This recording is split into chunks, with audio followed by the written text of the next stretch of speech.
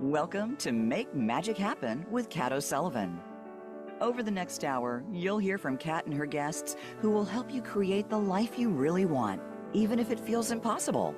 Now, here's Kat. Hey, good morning. It's Kat here. Whether you're here with me live or maybe you're listening to the replay, either way, welcome. I'm thrilled to have you part of my Make Magic Happen community. It's where we engage in lively conversations that challenge assumptions, shift perspectives, and create new possibilities. I can't wait for you to meet Dr. Jen Mott. She's an educator, entertainer, and motivator extraordinaire. Hey, and when I say entertainer, I mean juggler, stilt walker, balloon artist, and fire performer with the Cincinnati Circus since 2006. Yeah, for the past 18 years. What might surprise you is that during that time, she graduated with her undergrad degree in secondary ed. She completed her master's program in curriculum and instruction from the University of Cincinnati. And in 2020, Jen earned her doctorate in leadership studies at Xavier University, and she serves as an instructor there for the Educational Administration program. And wait for it, even now, in addition to being a circus performer, she's also an administrator in a middle school. I wonder what it's like to be sent to the principal's office in her school. Now, who would have thought she could merge her passion for entertaining with her career as an educator, as well as being an author and a keynote speaker? In today's episode, you'll discover they all have more in common than you might think. Here are some of the challenges and opportunities Dr. Jen and I are going to explore with you. So, starting with how can you merge what you're passionate about, what you love to do, with what you do professionally, even if it hasn't occurred to you yet. How figuring out that could result in more fun and added depth to what you're already doing. Also, how what you're passionate about could spark new possibilities that would shift the way you're thinking about what else is possible in your life, and how it could be life-changing for you and others on your path. Now, we'll share some examples of how you can take what you're passionate about and turn it into a metaphor that could actually turn what seems unlikely or impossible into the possible. We'll also take a look at what tends to get in the way and how to get past it, so you don't find yourself looking back wondering, what else would have been possible if you'd gone for it? After the break, Dr. Jen will share her perspective and her experience in merging her life in the circus with the rest of her passions, something many couldn't imagine or would say is likely or impossible. But first, I'd like to share an example of how I merged what I love with my latest passion project, writing and publishing my new book, From Doubt to Do, Navigating Your Pathway to Possibility. It's for anyone facing a significant transition who has doubts about what else is possible and wants to know how to make it happen, no matter what stage of life they're in. Now, writing my book was an opportunity to share how everything I've done, all those seemingly impossible things that I brought to life, have uniquely prepared me to create new possibilities for my life today, beyond my wildest expectations, and at the same time provide my readers with a strategy, plan, and practical tools to help them on their transformational journey from doubt to do. When it comes to what I love, what I'm passionate about, the thing that lights me up it's my photography. I've always wanted to find ways to bring my photography into everything I do. For me, photography is all about capturing a magical moment that'll never be seen or experienced in the same way again.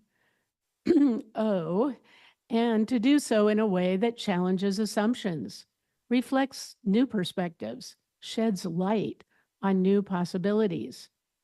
I especially enjoy macro photography, like zooming in to take a closer look to help others see what they might have missed.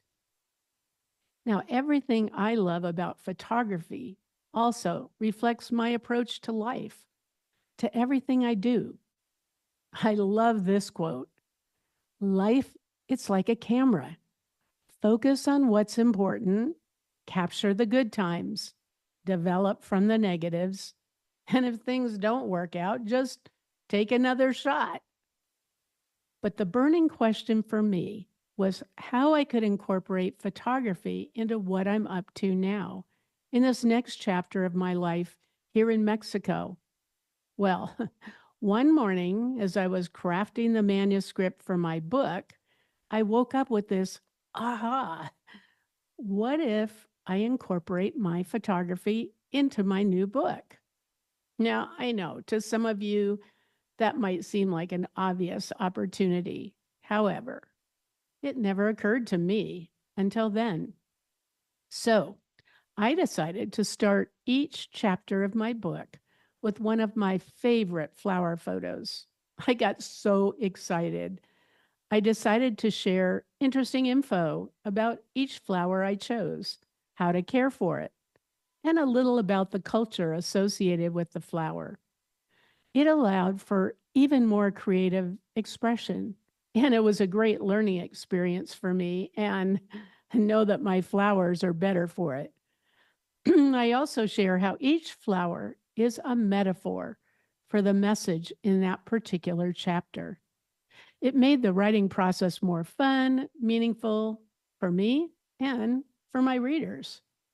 If you want to see how that played out, you can get more info on my book by clicking the QR code in the banner above, or you can go to my website at katosullivan.com. Click on the Books tab. Now remember, it's Cat with a K. Oh, and I also love the look and feel of watercolor. So I asked the designers who were creating my book cover to incorporate the look and feel of watercolor throughout the book. It's stunning. Now, enough about me. After a short break, you'll meet Dr. Jen, and we'll explore how this all played out for her. Now, I say played out because she is all about fun, finding ways to be playful in whatever she does. Now, I think we could all use more play in our lives, right? Okay, more on that after the break. Welcome back to Make Magic Happen with Kat O'Sullivan. And we're back. If you're just joining us, welcome. In our first segment, I laid some groundwork for how merging your passions with other aspects of your life and work can transform your life and the lives of others on your path. If you missed any of that, know you can always get the rest of the story by listening to the replay. But now it's time to welcome Dr. Jen. Hi, thanks for having me. I am so excited. But you know what? First, inquiring minds want to know, how in the world did you end up in the circus? Yeah, great question. So I graduated from high school 18 years ago, and I was just in my normal summer mode and looking ahead to what I was going to do in college. I knew I was going to college. I knew I was studying education. And of course, I knew I'd get some sort of college job, but I was picturing pretty typical, like a bookstore or maybe a coffee shop or something like that. And in September over Labor Day, there's a huge festival here in Cincinnati that I was at just as friend and with friends and family. It's a very common festival to go to just to celebrate end of summer, Labor Day fireworks that we have. down on the river in Cincinnati. And I was there just hanging out with friends.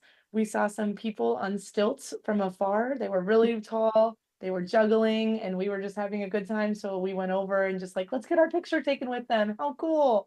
And truly, we just walked over and it was just one of those moments that seemed so random and irrelevant and ended up changing pretty much the entire trajectory of my whole life, which is pretty special to have that, core memory because we just started talking to them. We got our pictures taken. I still have those pictures from that moment, which is those are some treasured photos because those are now my friends. And really, I love talking to people. I love meeting people. So we just had conversation.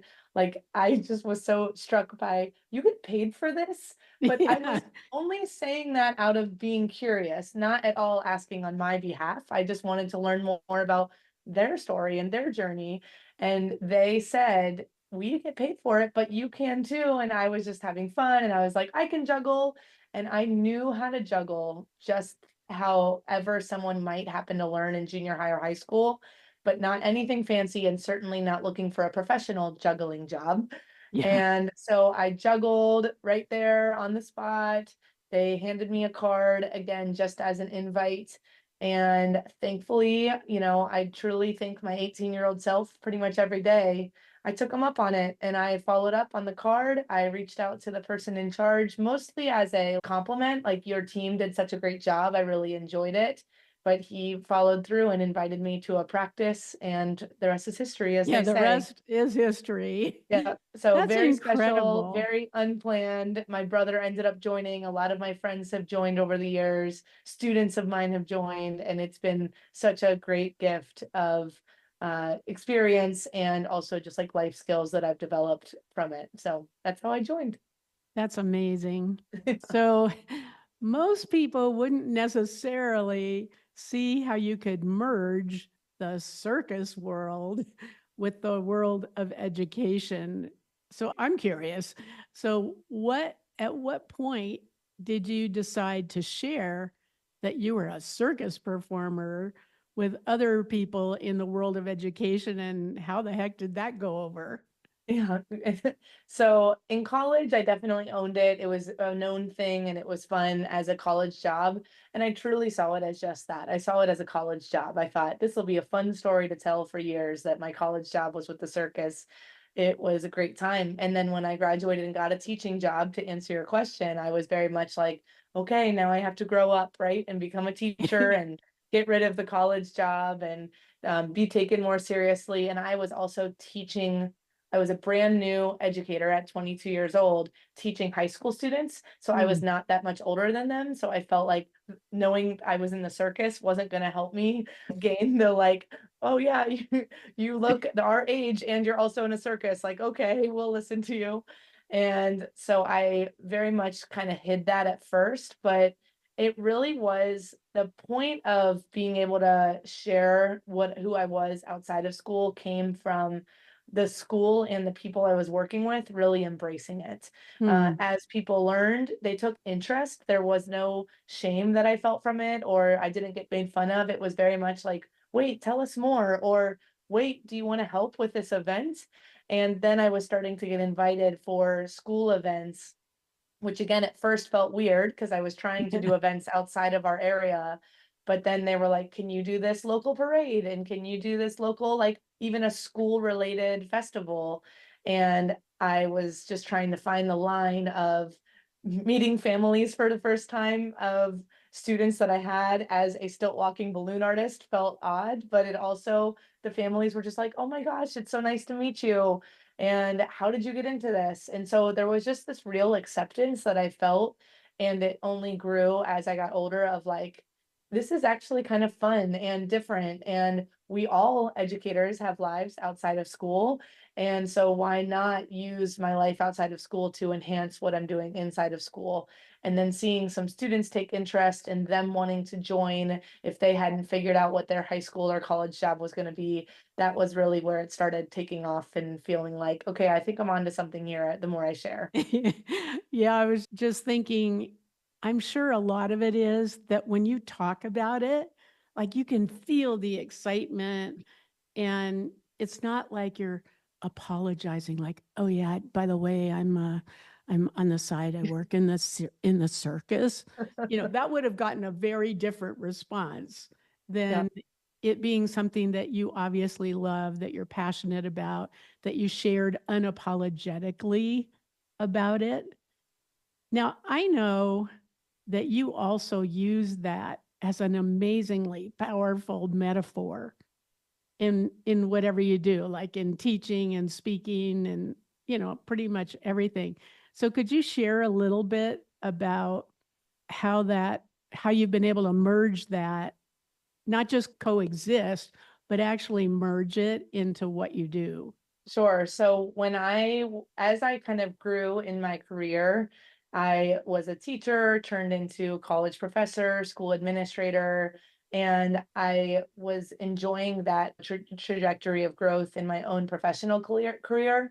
But it changed how I saw doing little juggling shows at schools as a juggler. I felt like, I mean, I am a juggler and that's great. And I like going to schools and being a juggler, but I just felt more and more like I had more to offer. Like I have a real story and I've gone to school for this and I ended up getting my doctorate in leadership. And so going to a school to show students 30 minutes of just tricks felt Right. a little bit more empty over time because I was like, I have a message, like I have something to share. And I also felt like sometimes when I was talking, because of my growth in my professional life, I felt myself wanting to speak more to the adults in the room, and the kids are gonna be impressed no matter what because they love the visuals. But I felt like I wanted to speak to their parents and the adults, and I wanted to learn more about their jobs and what they were doing. So I started feeling this shift over time. And I started realizing there are a lot of metaphors. And so one of the first ones that I played off of was in juggling, believe it or not, we sometimes drop a juggling ball. We drop something that we're juggling. And I used to always just make this joke of, it's the best trick ever. Always say that's amazing whenever you see a drop. And then that was just like a fun moment. If I happened to drop, people would celebrate. It was a whole thing. It still is a whole thing.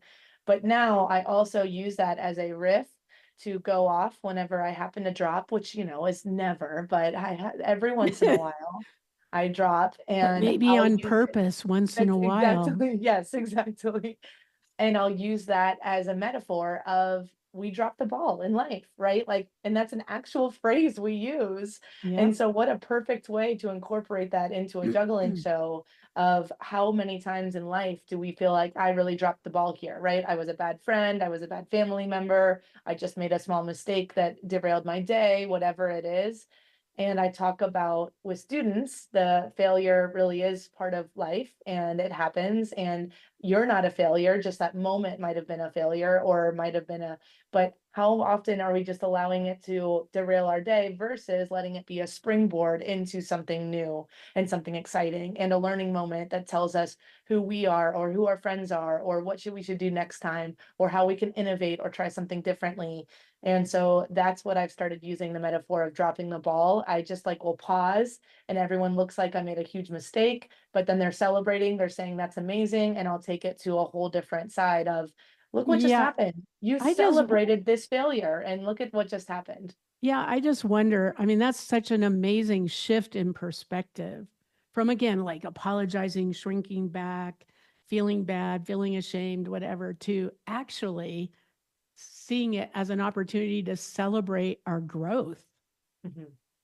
That's Yeah. exactly it. Is really the celebration moment. And I talk to especially students about you just said that's amazing to me. If I would have not taught you that was a really hard trick to do, because that's the joke I make, you would have felt disappointed, or you would have been like, oh, bummer, or you would have been making fun of me, right? Yeah. But instead, celebrate the people who are trying, who are participating, who are raising their hand in class, who in adult world, right? We're like taking a risk on a new project in our workplace, or we're writing that book and we don't know how it's going to go, whatever it is, like Yeah. we're taking the risk, we're participating. And so when you mentioned the level of fun and depth, I talk a lot about when we bring the passions and interests into our professional careers, it adds a level of levity and fun. But then when we bring our hobbies or our careers and professional worlds into our hobbies or interests, then you see also a level of depth and really richness. And that's really powerful as well. So it's been fun to merge those two and to see it land. I was most nervous when I started presenting to professional world educators, leaders, CEOs, all of it, and juggling in front of them. And I felt like, is this going to land well? And so far, it's been really encouraging. And I've really just enjoyed seeing where it takes me. Well, every time I've seen you, and I have seen you do this, and it is so fun. But, when you start juggling, the immediate thing that comes up for me, I mean, I'm looking around my office right now, and I'm thinking like all the different things that I'm juggling every day, you know? And so I can just see that there are really endless, endless metaphors, in what you do and how you do it. And that's exactly it, is the natural metaphors that come because we already use some of the juggler language in our vernacular, right? Like, how many times am I a participant or an audience member in a presentation where someone talks about, I know we're all juggling a lot, and I'm like, okay, but I can actually juggle, right? Like, that's a fun connection. And so, and like I said, drop the ball, right? So there's just already these pieces of leaning in that I can do, that I can really tease out more when I'm up there on stage and trying to make things relevant for people. Yeah, I'm finding I had shared in that first segment about photography and how much I love it. And, trying to figure out how to do more of it, not just do more of it, but how to merge it into what I do. And there are so many natural, like you say, natural metaphors from, seeing the big picture to zooming in to, challenging assumptions and how people see things. I mean, there's lots of, so I would invite our listeners to be thinking about what is it that you love, that you're passionate about, and how could you, take that and find those metaphors and use it to enhance whatever you're doing. Yes, and I'm sure that when you were doing that and really had that aha moment of incorporating your photography into the book, it also gave you a different purpose for the way you were writing and direction of the thought process of incorporating the metaphor of that flower into that chapter or whatever. And so I really think that that's a powerful way to see through the lens of, this isn't just something extra or frivolous or random. This is actually something that can propel our real passions or whatever we're doing to make money or to help other people or anything like that. It can propel that forward, which is really powerful. Well, and you just shared another term that's a natural, which is through the lens. Yeah, right? That's right. That's right. So through the lens. So I love this conversation, and I hope our listeners are, that their minds are going, not crazy, but, their minds are opening up and, thinking about things they hadn't thought about before. So for those that are listening live, the next segment is your chance to call in. Join the conversation with Jen and I. And we look forward to hearing your questions and what new insights you gained, or maybe you can share what your passion is and we can do a little brainstorming. Anyway, we would love to have you join the conversation. Let's connect after a brief break. Now back to the show. Welcome back. If you're just joining us, in our previous segments, we shared how you can merge your passion with what you're doing now or what you'd like to do going forward, and how that can make a difference for you and others along the way. And if you missed it, okay, no problem. You can always get the rest of the story by listening to the replay. But now it's your turn. We have the opportunity to take some calls. So let's see. Oh my gosh, we have Tom in New York. So let's welcome Tom to the conversation. Hi, Kat. Hi, welcome. Hi, Tom. Hey, thank you so much. So do you have Hi, a Kat. burning question, or would you like to share one of your own experiences? I do. Well, I will tell you that just hearing Dr. Mott speak about her passion and combining it with what she does in education, it made me want to ask the question.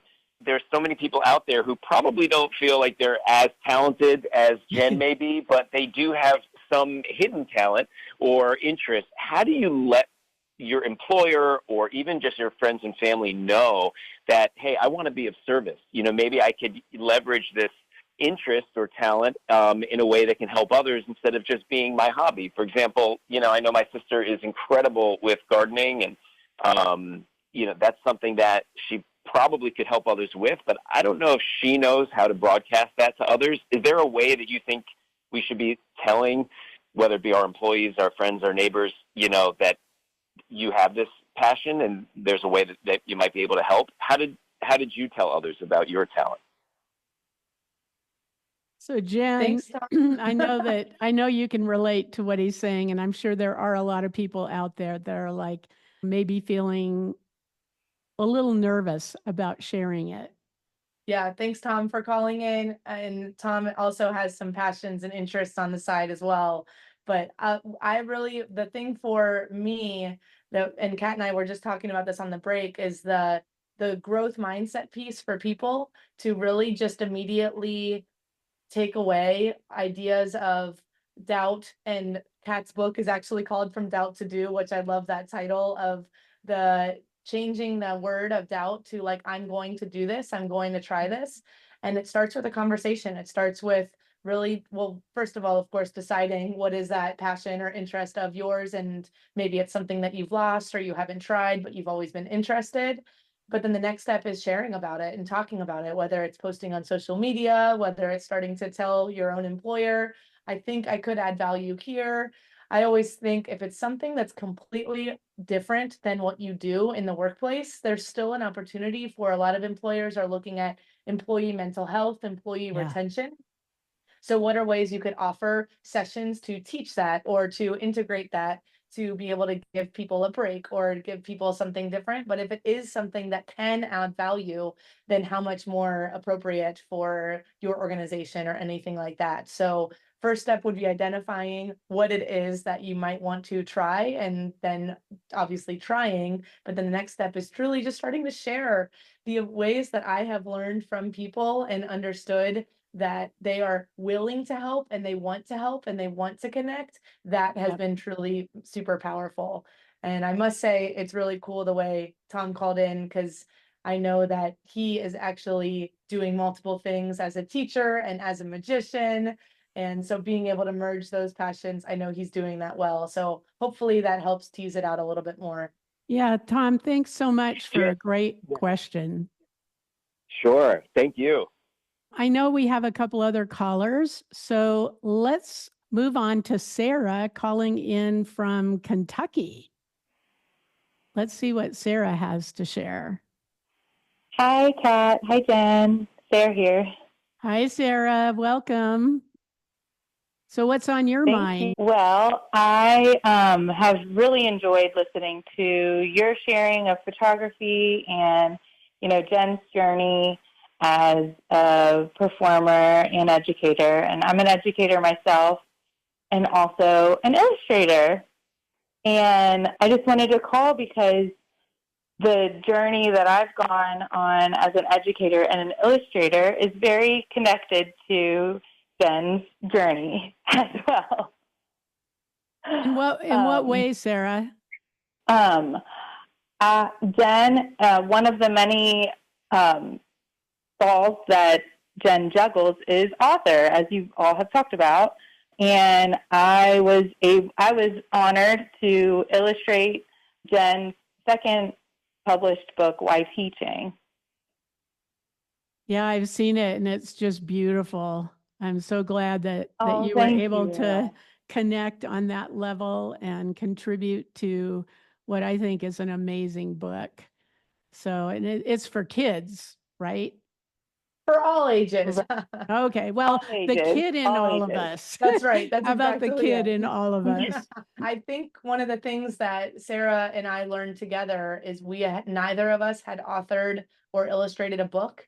So it was really exciting to say yes to a new experience and to figure it out after that, right? Like sometimes a lot of people want to figure out all the details ahead of time, and then then they'll do it when they feel ready, and that myth of feeling ready never really comes. Yeah. And so what Sarah and I got Right. to experience together was meeting last fall and deciding, let's just do this. And she started drawing, and I gave her a manuscript, and we were able to, again, it's the people that we meet that want to help us out, and we were able to piece together what we think is a pretty great book by the springtime.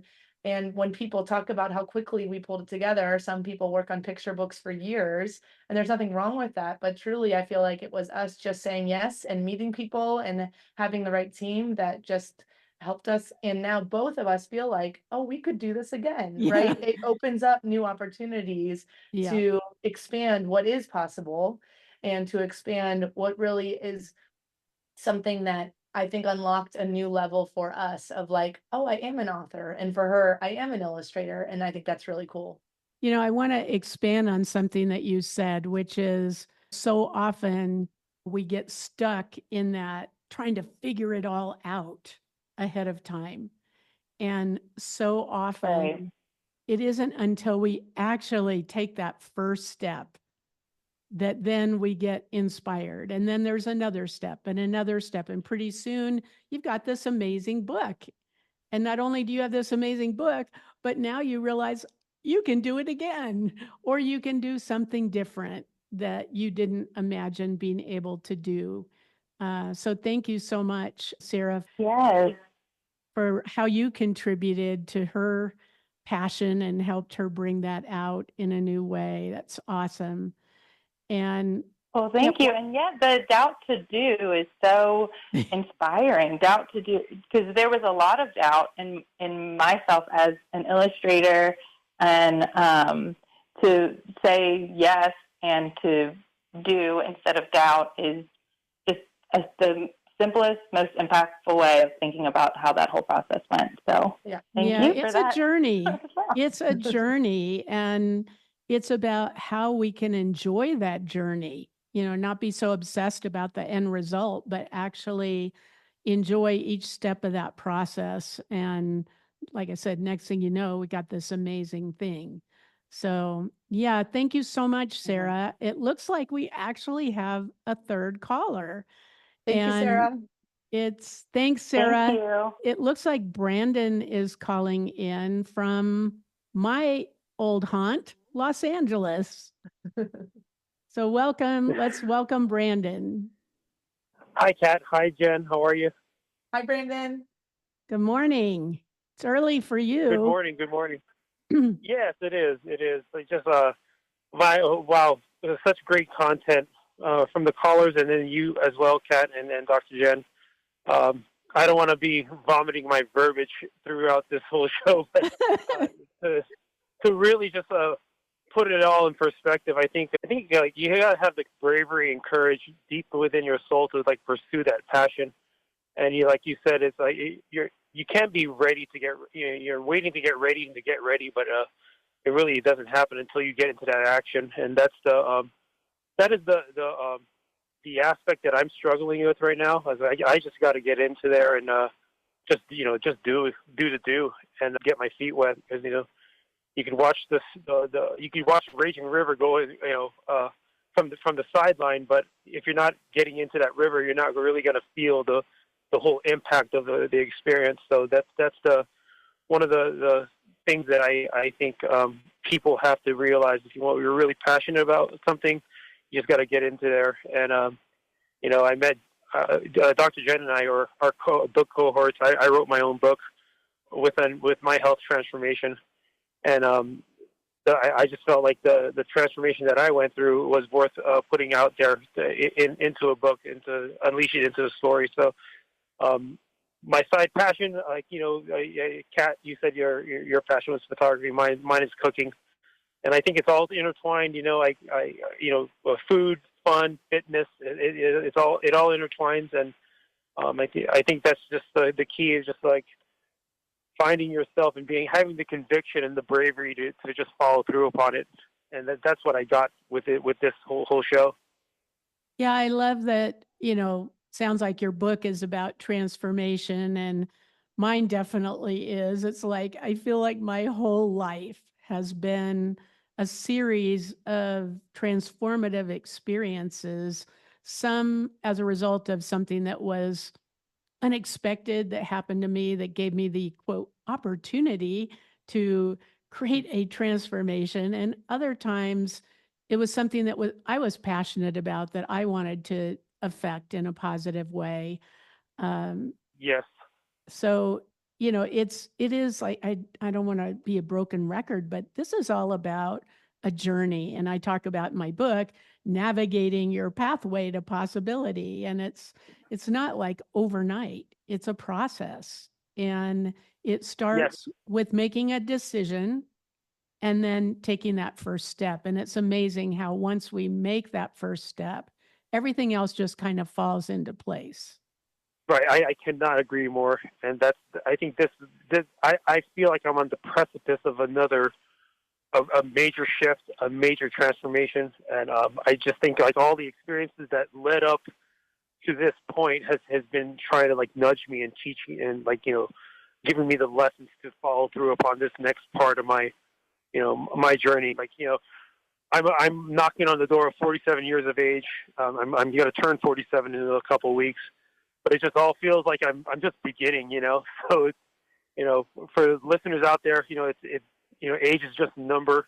You're really just learning as you go, and you're rediscovering and discovering, exploring, and then repeat, So it's the whole process, and I love that you brought content. up, I love, Brandon, that you brought up age, because you can transform at any stage in your life. And I will disclose unapologetically that this year I turned 71. Look Now, at you. I love it. Wow. I used to joke after my birthday that, well, actually, I'm 21 Celsius. Yes. Oh, yes.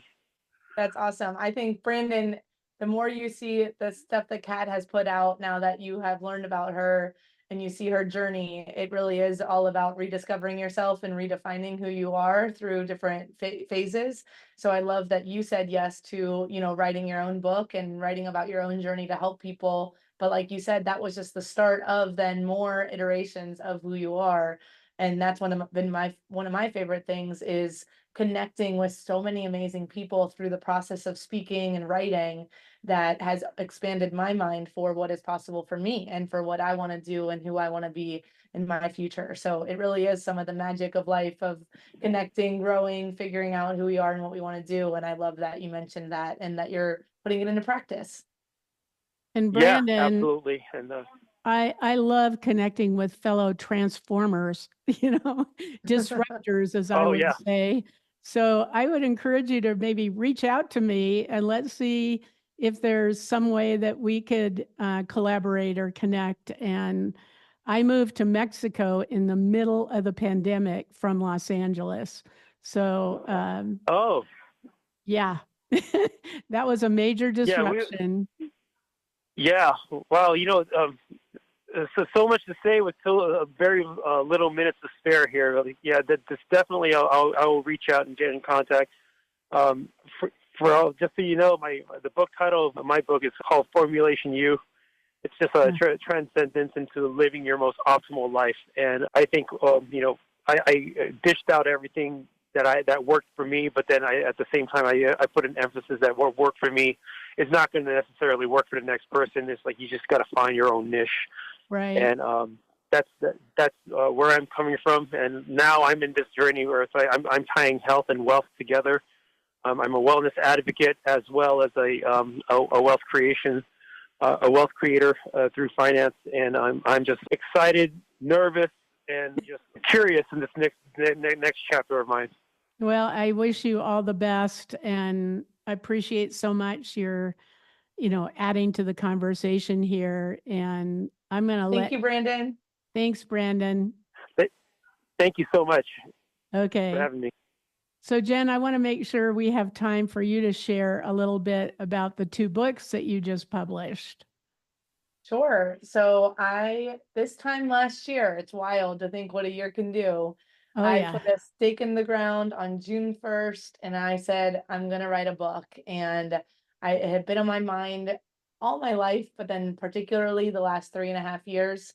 And I joined a group and met some great authors, and I needed a coach and a mentor to guide me through the process, who I found. And by the fall, that book, which was a nonfiction book based on my dissertation research on teacher perseverance, had turned into 2 books, because writing that book on teacher perseverance and writing to current and veteran teachers about staying the course in a really hard field with universal takeaways for employee retention in general and why employees stay and become loyal, led me to think about the kid perspective and the student perspective, especially being an educator. And that is how I got connected with Sarah, who was able to call in earlier. And we just dreamt up a book for children, but of course, children of all ages, because what's been funny is the amount of teachers who actually are reading that more quickly because it's shorter, it's quicker. Yeah. And it's got pictures, it's got really great pictures. But Tom, who called in earlier, wrote the foreword of Teacher Verance. So the first book is Teacher Verance, nonfiction book based on my dissertation research in my doctoral program. I interviewed 44 teachers, Oh, veteran teachers who had stayed in the field for 15 years or longer. And I ultimately asked them, why do you stay? Because I felt like the national narrative around teaching was becoming dire, sad, disappointing. yeah. And I wanted to add hope and optimism and positivity into the conversation. And I knew that many teachers, if they didn't know me, thankfully, I feel like I have some credibility with people that I know or who know me. But if there was a teacher who was going to read about staying in the field and reading it from a school administrator point of view, I knew I needed a teacher to share first their story. And so that's where Tom wrote the foreword to ground the story from the teacher perspective. And there were 4 main themes: higher calling, community, contextual joy, and the only option that emerged from the study. So the story of Teacher Verance is me sharing about those 4 themes, me sharing about my work with those teachers, but then also sharing some of my own professional journey, along with takeaways for school administrators, but also leaders of any organization, of how those themes can play out and how to really incorporate takeaways to be able to not only attract but retain staff in your organization. And then the Why Teaching book is all about a kid who wants to be a teacher, but the adults in their life are telling them not to do that.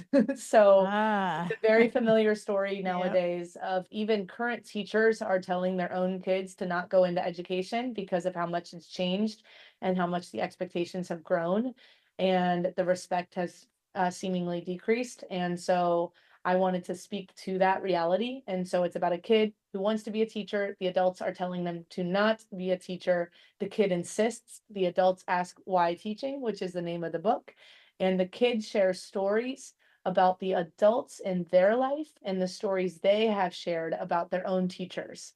And so my mom always talks about her 2nd grade teacher. My dad always talks about his 3rd grade teacher, like Yep. sharing these stories of these teachers that they have heard of and how they have impacted the adults in their life.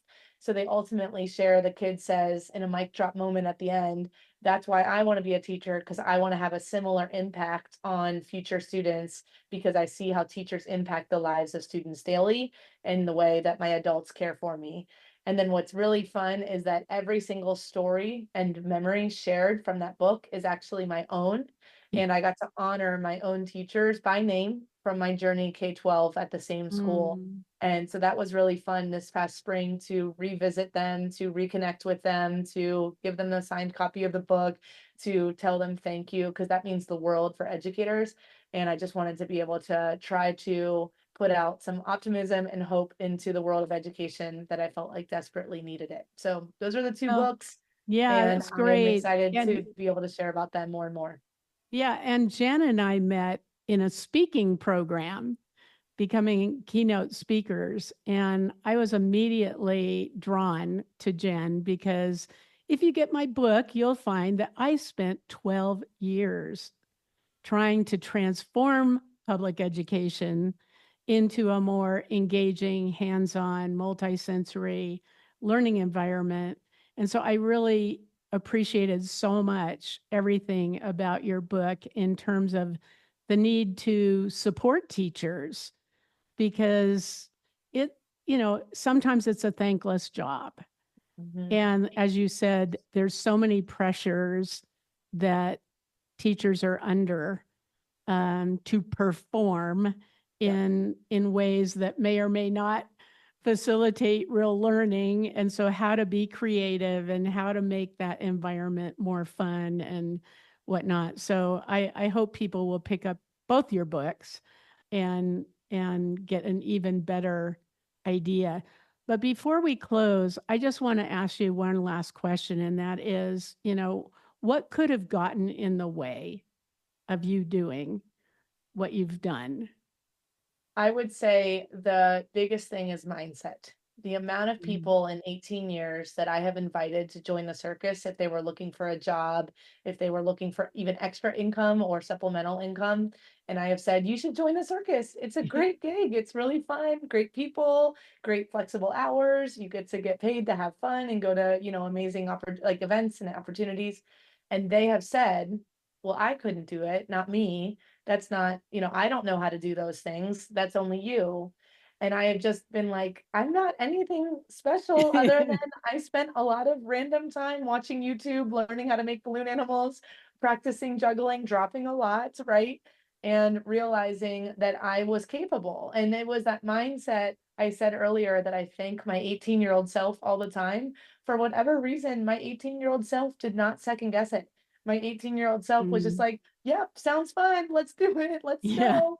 And I went to a practice. That practice led me to meet some incredible people that are still some of my good friends today. And it gave me some opportunities I could have never dreamt of or imagined.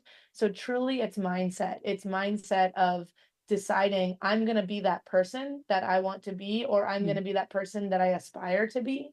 And I'm going to say yes to things first to then be able to see what happens on the other side of yes. Yeah, thank you. I mean, you made a decision, which is also a choice. And we're all at choice every moment of every day. And those choices are going to determine what the rest of our life is going to look like. So, as a famous movie said, choose wisely, listen to yourself. So, it's time to wrap it up.